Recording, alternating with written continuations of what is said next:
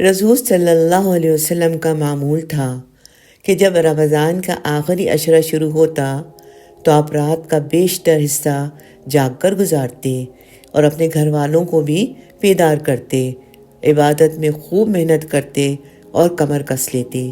ایک اور روایت میں حضرت عائشہ رضی اللہ تعالیٰ عنہا فرماتی ہیں، رسول اللہ صلی اللہ علیہ وسلم آخری عشرے میں ذکر اور عبادت کے لیے جتنی محنت کرتے اور دنوں میں اتنی محنت نہیں کرتے تھے۔ آپ فرماتی ہیں کہ میں نے رسول اللہ صلی اللہ علیہ وسلم سے پوچھا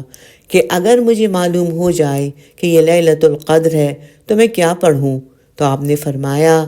یہ دعا پڑھو، اللہم انک عفو تحب العفو فاعف عنی، اے اللہ تو بہت معاف کرنے والا ہے، معاف کرنا تجھے پسند ہے، بس تو مجھے معاف فرما دے۔